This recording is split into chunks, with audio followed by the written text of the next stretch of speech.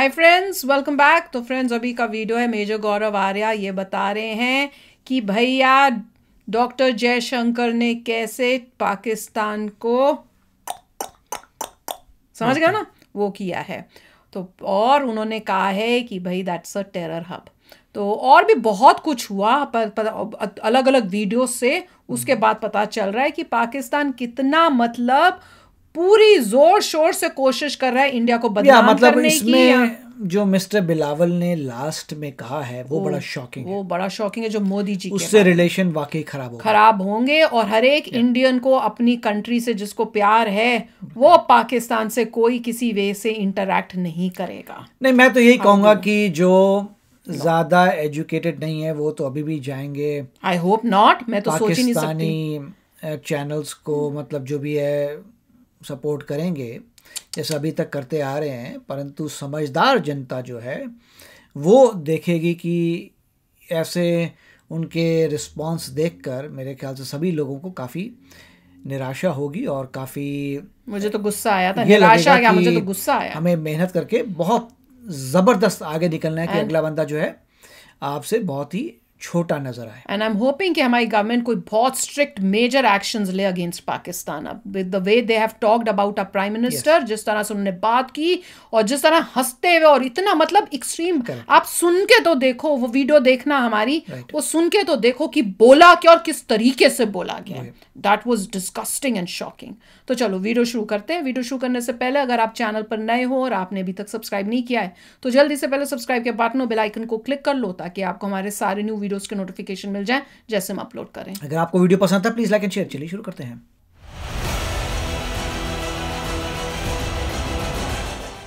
Courage. They were born with courage. We did not give them focus. We did not give them dedication. We did not give them a sense of sacrifice. आपकी फितरत है काटना, वो दोस्त और दुश्मन में फर्क नहीं करता। तो एक्चुअली जो हिलरी क्लिंटन ने बोला था कि you can't keep snakes in your back. हम सोचते थे हम ट्रोलिंग करते हैं पाकिस्तान की, मैं सोचता था कि मैं ट्रोलिंग करता हूं पाकिस्तान की। यार डॉक्टर जयशंकर खान भी जो कहता है नया पाकिस्तान, उससे बोलो कि तुम प्लान तो बताओ सबके सामने। साजिश हो गई है, ये हो गया है, वो क्लास ट्रोलिंग की है। ट्रोलिंग के मास्टर। जय हिंद दोस्तों, मैं हूं मेजर गौरव आर्या और आप देख रहे हैं द चाणक्य डायलॉग्स। इस वीडियो को लाइक करिए, इस चैनल को सब्सक्राइब करिए, बेल आइकन दबाना बिल्कुल मत भूलिएगा। दोस्तों इसके पहले कि मैं वीडियो शुरू करूं, मैं आप सबको बहुत बहुत ढेरों शुभकामनाएं देता हूं। विजय दिवस है और आज ही की तारीख में यानी कि 16 दिसंबर 1971 को पाकिस्तानी फौज ने घुटने टेक दिए थे भारतीय सेना के सामने। बिल्कुल। ये फोटो आप देख रहे हैं ना, जनरल ए के नियाजी, ये जनरल ए के नियाजी है। ये सरेंडर कर रहे हैं general Jagjit Singh Arora, GOC-in-C eastern command of the Indian army, उनके सामने। जनरल जगजीत सिंह अरोड़ा वो थे जिन्होंने सरेंडर लिया था, जिनके ऑर्डर्स के अंदर पूरा ये ढाका तक फौज गई थी और पूरा ईस्ट पाकिस्तान को बांग्लादेश बनाया था। ओवरऑल जो आर्मी के चीफ उस वक्त थे जनरल सैम मानेकशॉ थे, जो बाद में फील्ड मार्शल भी बने। आप सब जानते ही हैं स्टोरी। दोस्तों ये जो पूरा मामला है ना, हम लोग सेलिब्रेट कर रहे हैं विजय दिवस और मुझे मैसेजेस आ रहे हैं सुबह से मैसेजेस आ रहे हैं, मेजर साहब आज तो कमाल हो गया, बहुत खुशी कर देना। एक बात ध्यान रखिएगा, आर्मी, नेवी और एयरफोर्स ने मिलकर बहुत जबरदस्त काम करा, राइट। सरकार ने साथ दिया, लोगों ने साथ दिया, सब लोगों ने साथ दिया, लेकिन मत भूलिएगा यह काम कभी मुकम्मल नहीं होता, पूरा नहीं होता without the people of Bangladesh. जो बांग्लादेश के लोग हैं मैं उनको नमन करता हूं। उन लोगों ने जो सैक्रिफाइसेस करी हैं, जो उन लोगों ने बलिदान दिया है, त्याग दिया है, उसके बिना यह काम नहीं होना था। और कई बार पाकिस्तानी कहते हैं कि इंडिया ने ना मुक्ति वाहिनी बनाई। आपको पता है मुक्ति वाहिनी एक फोर्स थी जो लड़ी थी पाकिस्तान के खिलाफ। भारत ने मुक्ति वाहिनी बनाई, भारत ने उनको हथियार दिए, भारत ने उनको ट्रेनिंग दी। ये बात सच है, ये बात सच है। वो पहले से कि हम लोगों ने, यानी कि भारत ने, भारत की सेना ने, भारत की इंटेलिजेंस एजेंसीज ने मुक्ति वाहिनी को हथियार दिए, उनको ट्रेनिंग दी, उनको सारी फैसिलिटीज दी, उनको फंड करा, उनको जमीन दी ट्रेनिंग देने के लिए। ये सब बातें सच हैं और हम इनको ओन करते हैं और बड़े गर्व के साथ ओन करते हैं। लेकिन मैं आपको बात बताऊं, हमने मुक्ति वाहिनी नहीं बनाई। करेक्ट। हमने हेल्प मुक्ति वाहिनी बनाई पाकिस्तानियों ने अपने अत्याचारों से। कैसे? क्या पहले मुक्ति वाहिनी बनी थी? नहीं। पाकिस्तानियों ने इतना जुल्म करा, इतना जुल्म करा, इतना जुल्म करा कि वहां के जो बंगाली थे वो खड़े हो गए। The Bengali Muslims and there were a few Bengali Hindus also. They rose up in revolt against a Punjabi-dominated West Pakistan. खड़े हो गए वहां पे, और जो फिर उन्होंने जंग छिड़ी है वो आज तक दोस्तों हमें याद है। तो मेरा नमन मुक्ति बाहिनी, मुक्ति योद्धा को। कमाल का काम उन्होंने करा है। The sacrifices that they rendered, they were the eyes and years of the Indian armed forces and they fought along with the Indian armed forces. ऐसा नहीं था कि इंडियन आर्मी आगे थी और मुक्ति योद्धा पीछे थे। No, they fought together.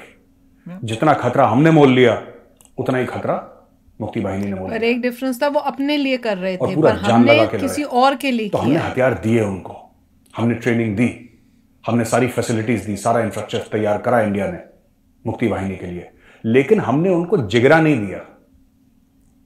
वो उनका खुद। We did not give the Mukti Bahini कि courage. इतना अत्याचार हो रहे They थे were born उनके with ऊपर। courage. Correct.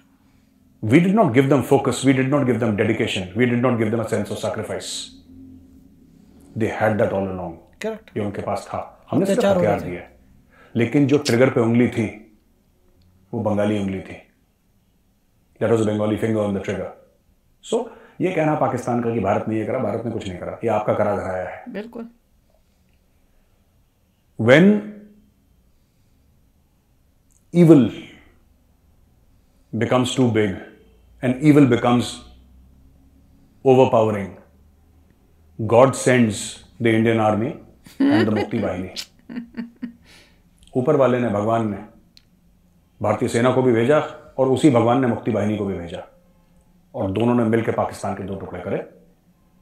I congratulate all of you, the people of Bangladesh and the people of India, on this great day, 16th of December. अब दोस्तों, अब हम आते हैं खबरों पे। यार हम सोचते थे हम ट्रोलिंग करते हैं पाकिस्तान की, मैं सोचता था कि मैं ट्रोलिंग करता हूं पाकिस्तान की। यार डॉक्टर जयशंकर के सामने तो हम बच्चे हैं यार, छोटे छोटे नर्सरी के बच्चे हैं, और वो हेड ऑफ डिपार्टमेंट बैठे हुए हैं। डॉक्टर जयशंकर ने जो बैंड बजाया है वहां पे, वो सिर्फ डॉक्टर जयशंकर, वो ऑर्केस्ट्रा जो है वो बैंड नहीं था, वो पूरा ऑर्केस्ट्रा था जो उन्होंने बजा कराया पाकिस्तान का।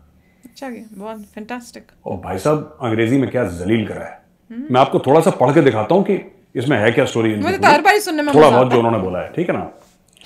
तो पहले पाकिस्तान ने वार करा था। अच्छा, ये सबसे पहले यही करते हैं, फिर बाद में फिर सुनते हैं, बेइज्जती ऑर्केस्ट्रा खाते बजता है इनका कि भारत ने आतंकवाद फैलाया है और भारत ने ये करा है, भारत ने ये करा है। और हिना रवानी खर ने भी बोला कि no nation in the world has used terrorism like India has used. मतलब किसी और ने आतंकवाद का ऐसा इस्तेमाल नहीं करा। तुम क्या करते हो? हिना रवानी खर जो तुमने क्या मिनिस्टर किया है? स्टेट। कुछ नहीं। अब देखिए एक्सटर्नल अफेयर्स मेरे ख्याल से वहां पे मिनिस्टर सारे जयशंकर बैठे हुए क्या मिनिस्टर्स बोलते को हैं। हंसना शुरू कर देना चाहिए था तब मजा उन्होंने बोला कि दुनिया पाकिस्तान को देखती है, पाकिस्तान दुनिया को देखता है, वो इररिलेवेंट है, उसकी कोई वैल्यू नहीं है, उसकी जीरो वैल्यू है। ये पाकिस्तान क्या समझता है?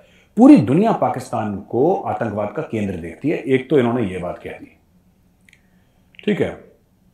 उन्होंने बोला कि यार हो सकता है ब्रेन फॉग हो गया हमें बिकॉज ऑफ कोविड।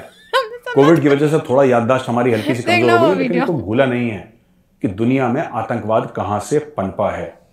ये यूनाइटेड नेशन सिक्योरिटी काउंसिल में जब रिपोर्टर्स से बात कर रहे थे जयशंकर साहब, तब ये बात करी है। और global counter terrorism approach, challenges and way forward के ऊपर ये बात हुई थी। In terms of what they are saying, the truth is everybody the world today sees them as the epicentre of terrorism. वो जो कह रहे हैं ना, उसके बरखिलाफ दुनिया उनको एपिसेंटर ऑफ टेररिज्म समझती है।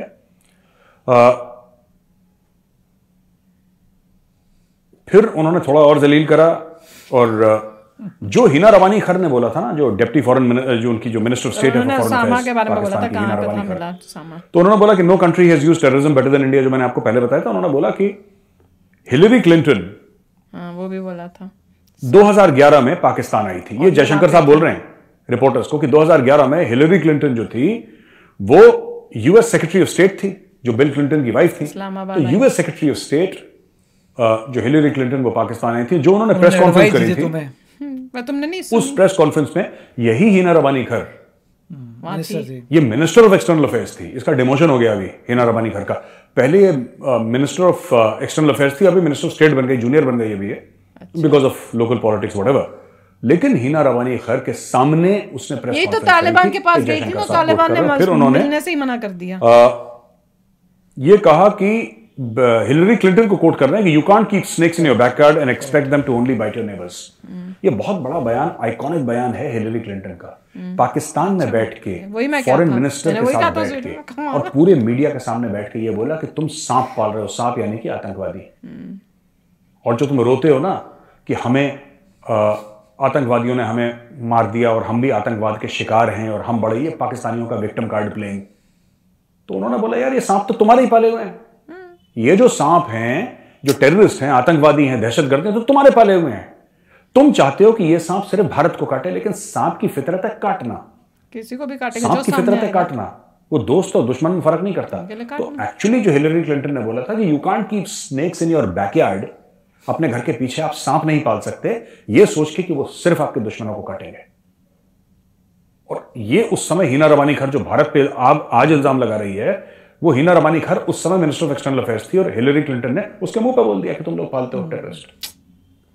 तो ये उन्होंने बोला और बड़ा जबरदस्त इन्होंने बयान दिया है जयशंकर साहब ने।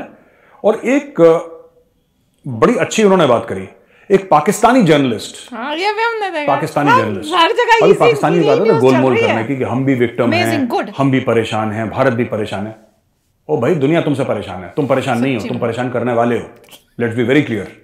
तो उसने बोल दिया कि साउथ एशिया में यानी दक्षिणी एशिया में, जनूबी एशिया में ये कब तक ये टेररिज्म दहशतगर्द चलती रहेगी, दिल्ली से, काबुल से, सबसे पहले दिल्ली बोला। उन्होंने उस पाकिस्तानी जर्नलिस्ट ने अपने देश का भी नाम ले लिया कि साहब, पर उसने दिल्ली को भी घसीट लिया कि दिल्ली से भी टेररिज्म होती है, हमारे यहां से तो होती है, काबुल से भी होती है। तो पाकिस्तानियों को तो कोई फर्क नहीं पड़ता ना अपने मुल्क का नाम लेना, खुद जलील है, उनको पता है रोज हमें जलील होना है, तो उसमें कोई दिक्कत नहीं है, हाल मोटी हो गई है। और जैसा मैंने आपको पहले बताया था, बेइज्जती उतनी होती है जितनी लगे इंसान को महसूस, उससे ज्यादा बेइज्जती होती नहीं। तो उन्होंने इंडिया को भी घसीट लिया, जिसमें बहुत बढ़िया बयान डॉक्टर जयशंकर ने दिया। एंड उसने बोला कि you are asking the wrong minister, आप एक गलत मंत्री से सवाल पूछ रहे हैं। ठीक है, ये तो पाकिस्तान के मंत्री आपको बताएंगे कि टेररिज्म कब तक चलेगा और कब तक और ये बढ़ता रहेगा और कब रुकेगा, क्योंकि टेररिज्म तो आप फैला रहे हैं, आप हमसे क्यों पूछ रहे हैं? Why the hell are you asking the external affairs minister of India? तुम जाके अपने शहबाज शरीफ से पूछो, अपने आर्मी चीफ से पूछो, अपने मंत्रियों से पूछो यार, वो बताएंगे। भाई लश्कर तैयबा, जैश ए मोहम्मद, हिजबुल मुजाहिदीन, ये सब जितने भी फनी नेम्स हैं, ये अजीबो गरीब नाम है, ये पैदावार कहाँ की हैं? ये तो सब पाकिस्तानी हैं। बिल्कुल, ये तो सब पाकिस्तानी हैं। इवन यूसुफ शाह जो बाद में सैयद सलाउद्दीन बन गया, यूनाइटेड जिहाद काउंसिल का जो चेयरमैन है और हिजबुल मुजाहिदीन का चीफ है, वो भी पाकिस्तान में रहता है। उसका इस्लामाबाद में घर है। उसकी पिटाई करी थी आईएसआई वालों ने कुछ समय पहले, वो थोड़ी सी बयानबाजी करने लगा था, तो आईएसआई वालों ने उसका भी सॉफ्टवेयर अपडेट कर दिया। तो ये डॉक्टर जयशंकर का बयान है, जबरदस्त बयान है। मैं सैल्यूट करता हूं डॉक्टर साहब को। डॉक्टर साहब इनको बिल्कुल लाइन पे रखते हैं और हमें ऐसा ही एक्सटर्नल अफेयर्स मिनिस्टर चाहिए था, और डॉक्टर साहब ने कमाल कर दिया। Very good.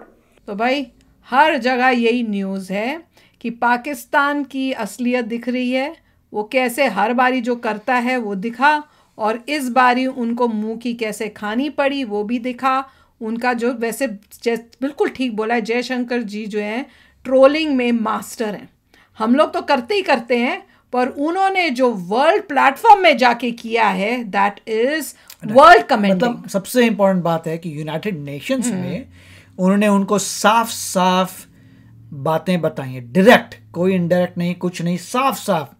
अगर किसी ने कुछ बोला, इमीडिएटली रिस्पॉन्स दिया और बताया सारी प्रॉब्लम तुम्हारे में ही है। बिल्कुल, अगर तुम भूल गए हो तो मत भूलो, दोबारा रिमाइंड करा रहे हैं, प्रॉब्लम तुम्हारे में ही है। कोविड की वजह से वो जो है ना फॉग आ और उससे जो है इतना जबरदस्त पूरे वर्ल्ड में ये मैसेज गया है यूनाइटेड नेशंस में कि वो यहाँ तक आ गए बिलावल, जो उन्होंने अपनी दिखा दी कि कितने लो जा सकते हैं और क्या वो बोल सकते हैं, पर्सनल अटैक कर सकते हैं, क्योंकि किसी कंट्री के प्राइम मिनिस्टर के ऊपर, और वो कंट्री के प्राइम मिनिस्टर जिनके साथ सब दोस्ती, हर कंट्री के जो प्राइम मिनिस्टर या प्रेसिडेंट है वो दोस्ती कर रहे हैं। यूएसए के आते हैं, खास हैंडशेक करते हैं, फ्रांस के आते हैं, हैंडशेक करते हैं, सब उनसे इतने प्यार से मिलते हैं। तुमने उनके बारे में ऐसा स्टेटमेंट देके ऐसी अपनी बुरी हालत कर ली है कि अब तुम देखो क्या होता है। और देखिए जैसे जैसे आगे समय बीतेगा, इंडिया की जैसे जीडीपी बढ़ती है और इकॉनमी नंबर 3 पे पहुंचती है,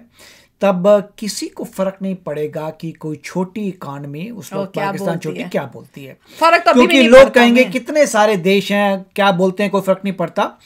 टॉप जो 5 हैं उनका फर्क पड़ता है टॉप 5 की, वो लार्जेस्ट इकोनॉमीज है, टॉप 5 के अलावा और मीनिंगलेस है कि छोटा मोटा ऑपरेशन करें। टॉप 5 में इतनी पावर है कि वो किसी को भी कुछ भी कर सकते हैं। तो अभी हम टॉप 5 में ऑलरेडी हैं, 5th लार्जेस्ट इकोनॉमी है। जब 3 पे आ जाएंगे तब मेरे ख्याल से बहुत पैराडाइम चेंज हो जाएगा कि लोग बोलेंगे आप जाइए, 5 जो टॉप हैं उनसे हर कोई दोस्ती करेगा, because they are very critical for survival. बिल्कुल, अब मजा आएगा। करने दो इनको, कितनी देर तक और बोलेंगे? जितनी बारी बोलते हैं उतनी बारी बेइज्जती होती है। इस बारी तो इतनी एक्सट्रीम बेइज्जती हुई है कि भाई आई डोंट नो अब इनको इनकी हालत क्या होगी, क्योंकि इंडिया तो चुप रहेगा नहीं। आई एम श्योर इंडिया नहीं चुप रहेगा, इंडिया के रहने वाले चुप नहीं रहेंगे कि भैया तुमने हमारे प्राइम मिनिस्टर मोदी जी जो हमारी कंट्री को इतना आगे कर रहे हैं, जो हमारी कंट्री के लीडर हैं, how dare you speak those words. तो चलो फ्रेंड्स, मतलब वो तो पता चल ही जाएगा। हाँ चलो चलते हैं, मिलेंगे नेक्स्ट वीडियो में बहुत ही जल्द। Till then take care and bye bye. तो अगर आप मेरे इस चैनल पे नए हो तो जल्दी से सब्सक्राइब के बटन को हिट करो और बेल आइकन को क्लिक करो, ताकि आपको मेरा जब नया वीडियो मैं लगाऊं आपको उसके बारे में जल्दी से पता चल जाए।